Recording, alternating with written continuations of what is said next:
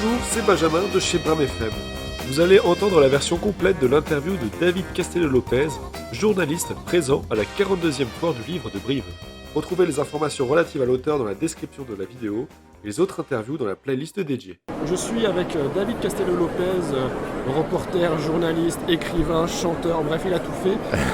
David, bonjour déjà. Bonjour. Est-ce que tu peux te présenter rapidement et nous dire qui tu es ? Alors voilà, je m'appelle David Castello-Lopez, je suis né le 16 septembre 1981 à Paris et je suis un journaliste mais qui fait également des blagues. Et je viens de sortir un livre qui s'appelle Les Origines, où je parle des origines des choses de la vie, genre par exemple le grille-pain, ou par exemple les starting blocks, ou par exemple la machine à laver ou l'aspirateur. Et je raconte donc de façon très précise et documentée l'histoire de ces objets, et en même temps je fais des blagues dans tous les sens parce que c'est aussi mon travail de faire des blagues.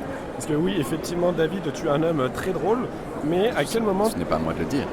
Mais à quel moment tu t'es dit, je vais m'intéresser à des objets du quotidien qu'on voit tous, mais qu'on ne s'inquiète pas pour autant ? Je pense que c'est des questions que se posent beaucoup les enfants. Ah tiens, d'où ça vient ce truc-là ? Attends, qui c'est qui a inventé ce truc-là ? Moi je pense que j'ai juste un petit peu continué à me poser ces questions-là. Et du coup, au bout d'un moment, j'ai commencé à le faire de façon professionnelle. Et j'ai fait pendant longtemps une chronique, une série de reportages pour Canal+, qui s'appelait Depuis quand ça existe les choses de la vie. Et là j'ai poursuivi donc avec Les Origines, qui est un peu un principe équivalent. Et moi j'aime beaucoup savoir, avoir des informations d'où viennent ces choses, parce que c'est des trucs, c'est des objets, en fait, c'est qu'est-ce qui se cache derrière la banalité. Il y a genre la banalité du quotidien, tous ces objets dont on se demande même pas d'où ils viennent ni pourquoi. C'est quelque chose c'est comme si le monde contemporain nous les devait, ces objets. Et moi, j'aime bien réfléchir à qu'est-ce qu'il y avait avant et qu'est-ce qui s'est passé entre le moment où ces objets n'existaient pas et maintenant, quoi. Alors, c'est une très belle façon de voir les choses. Alors justement, moi personnellement, je t'ai connu grâce à la télé. Qu'est-ce qui t'a donné envie de passer dans le livre, un autre média ? Qu'est-ce que tu essayes de transmettre de différent ou toucher un autre lectorat ? Pourquoi le livre en fait ? Il y a quelque chose, même si les trucs sont mis sur YouTube ensuite et sur, en audio, les chroniques que j'ai pu faire à la télé ou à la radio, il y a un truc qui est quand même une impression d'éphémère, de dire...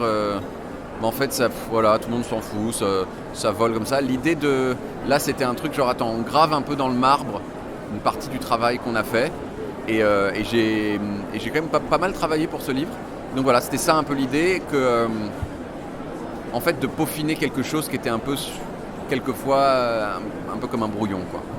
D'accord, alors merci beaucoup. Une dernière question, ouais. Quand même avant de partir, une question très importante pour ceux qui nous écoutent. Si vous deviez choisir, quelle est la recette de cuisine que vous gérez le mieux, celle que vous faites toujours sans Le lapin au vin blanc. Vous pouvez le répéter ? Le lapin au vin blanc. Ouais, alors pourquoi le lapin au vin blanc ? Pourquoi le lapin au vin blanc ? C'est parce qu'en fait, en 2004, j'ai acheté une barquette de lapin au supermarché. Et sur l'étiquette, il y avait une petite recette de lapin au vin blanc. J'ai suivi cette recette, j'ai appris à la faire et ensuite, je l'ai fait tellement de fois dans ma vie que maintenant, je la maîtrise assez bien.